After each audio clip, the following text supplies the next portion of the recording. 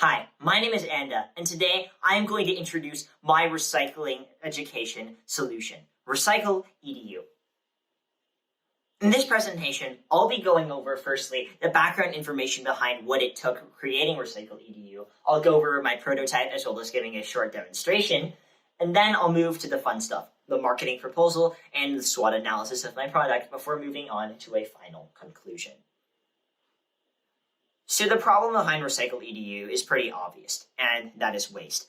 It's all among us, whether we look outside or look at the stats. It's everywhere.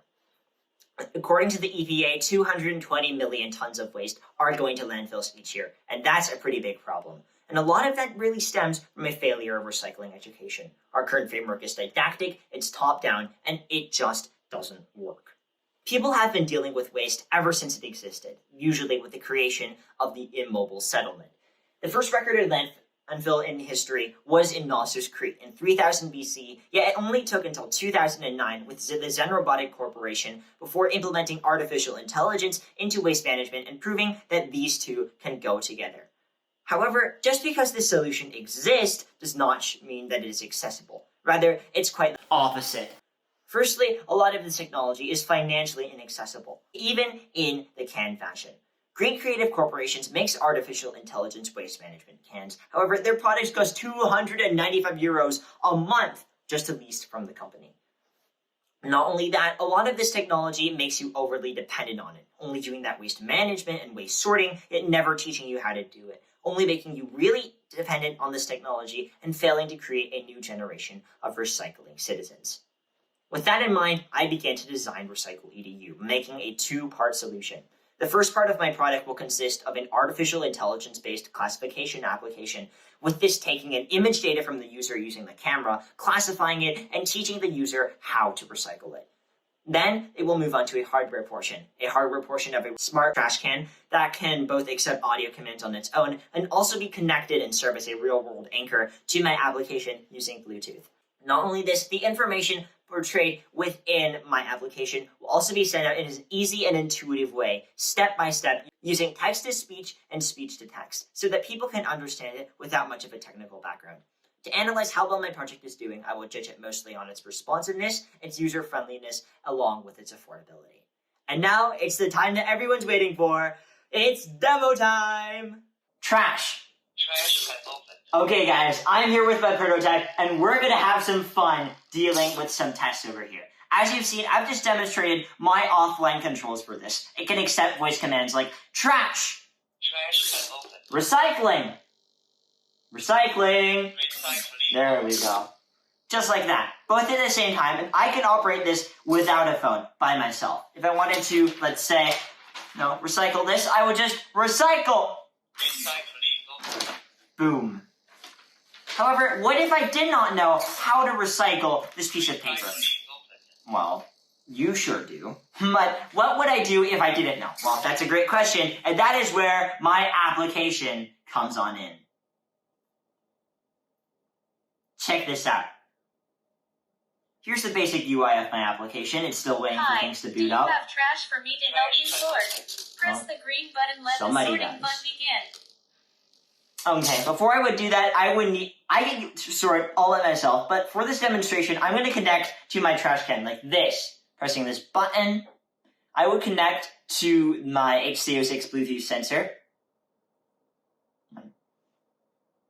Alright, it's all connected now. Now all I have to do is start my classification. Take a picture of your trash to let me see it. Press the check mark when you are done. We get it, mate. You're very, very smart. Like this, I would take a picture of that. Check this out. And then it would start its classification. Great work. I think this is a piece of paper. You're very smart. Is this right? Please talk with me by pressing the Talk With Me button and answer with yes or no. In this case, this would be, in fact, a piece of paper. So I would say something like, yes. What I was doing there is that what I initially said, it got parsed differently from what I wanted to say. Yes. However, using this Talk With Me button, I could input my text multiple times. So even if I screwed up, it'd still be 100% okay. After I'm done talking, I would just press this. I'm done talking. Great work.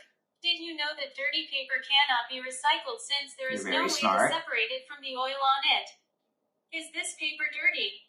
Please talk with me by pressing the Talk with Me button and answer with yes or no. In this case, I would be teaching the user how to recycle, not like Green Creative just recycling for them. This teaches citizens how to recycle and what they should pay attention to when recycling. I would look at this piece of paper now. It's pretty clean if you ask me. So I would then tell this application, no. Like that. Talk with me. Great job. And look at that. In the recycling. All recycled Congratulations for and helping all make done. our planet cleaner.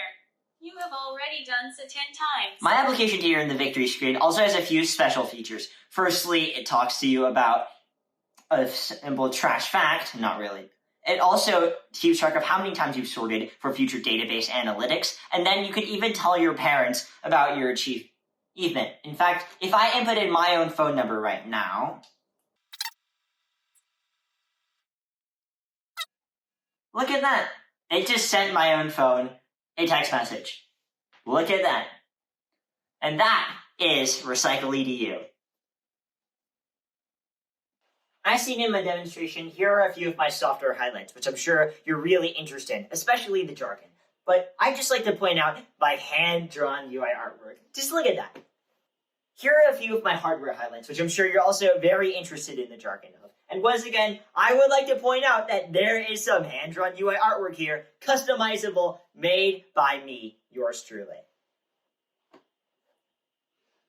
The artificial intelligence behind this model's classification has some ways to be measured too. And here's a common metric, the confusion matrix. In this way, it measures how much the artificial intelligence's predictions match up with the real world. And I think it did pretty great. This model has an average accuracy of 84%, and that's at the worst case scenario where the object is held 1 meter away from the object. Not only that, my application itself can allow for reclassification, making a repeated mistake on the artificial intelligence neural nets part only a 4% chance. Completely forgettable. Here are some of the costs for the technological components of my project. Adding all of this up, only $41. And these are all specifically chose these products themselves due to their cost effectiveness.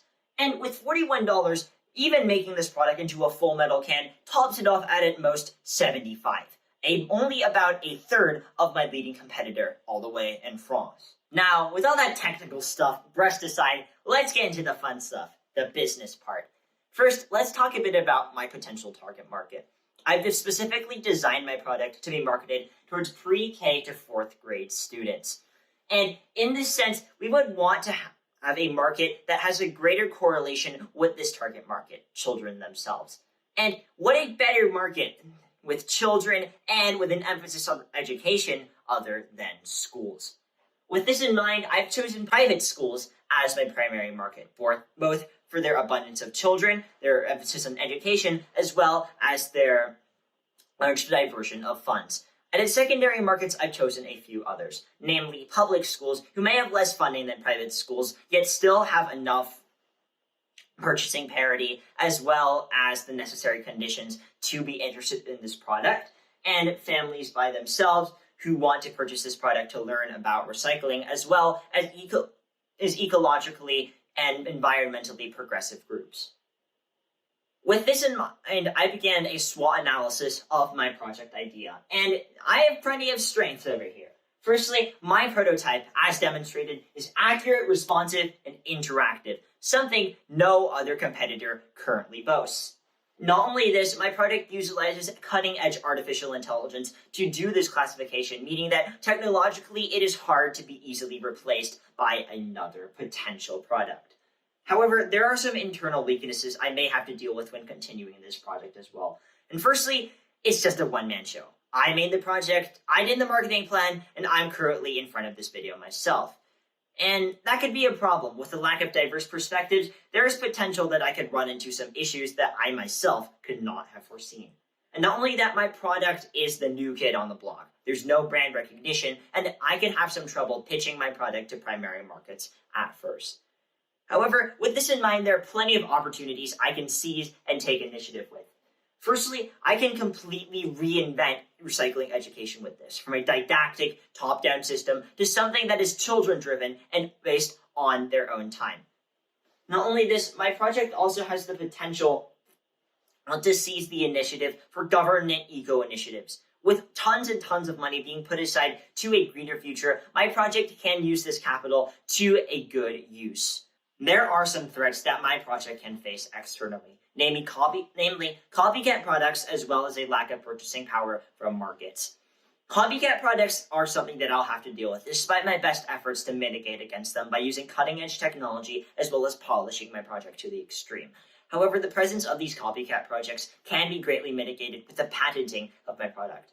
Not only that, the economic purchasing power of my markets can potentially diminish due to our current economic downturn being faced in the US. However, this can also be mitigated to a degree by not portraying my project as a luxury product per se, or say that people don't want to open their wallets to, but rather as a necessary part towards shaping our future in a more green way. And to solve my weaknesses, I can do this with your help. With your investment, I can definitely establish a much greater brand recognition, as well as find new people who can help me with this project. People have given me a lot of homework over the ages, that's true, but today I'm going to give everybody here some homework to understand my impact, and that is to watch that Oscar-winning film, Everything, Everywhere, All at Once. And I mean, this is a pretty appropriate approach. By completely turning our current recycling education from a top-down system that is failing, we can have this knowledge trickle upwards from our children up into adult society and completely remaking how we deal with waste in society. And we can build that greener future brick by brick using this kind of technology in a way that suits you. To continue this project, there are a few places where I can consider improving. So firstly, I can start implementing a reward system to encourage people to use my application, with enough recycling, you can redeem a pretty cool prize. Not only that, I can also use data analytics to further improve the artificial intelligence aspect of my project itself. By analyzing the waste composition of my project, users will be able to know how much they're recycling and how much they can still improve. And lastly, as mentioned with my current weaknesses, I also aim to find a future partner, either marketing or technological, to consider improving my project. With more diverse perspectives, there is no way that RecyclED me can really become RecyclEDU. And on behalf of that greener future, I would like to thank you today for being with me with RecyclEDU.